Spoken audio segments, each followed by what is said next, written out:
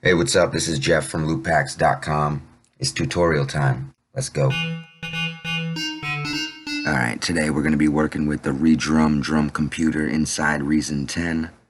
Pull this into the track, just make any little nonsense beat.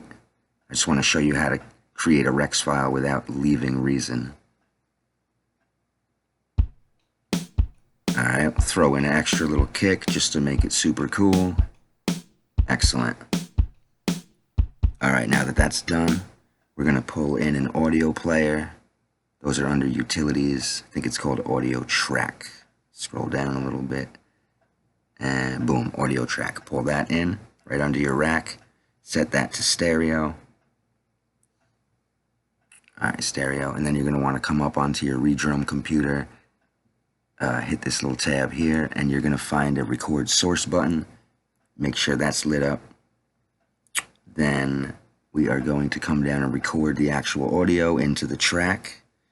Set the BPM, turn your loop on. We're going to set this, we only need about 5 bars to make the loop, and go.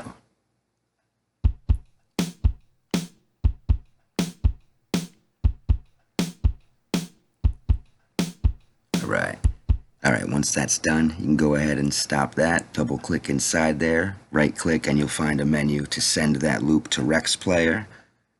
It'll auto name it something ridiculous. I'm sure you can edit that.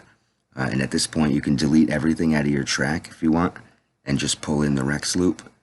It comes in the Rex Player as usual. Does all the standard features you'd expect from a Rex loop.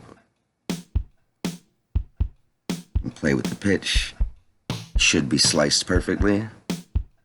And if you want to export it, you could just come over here, right click on this, and port the file anywhere you want. And you're good. There it is, without even leaving Reason. LoopPacks.com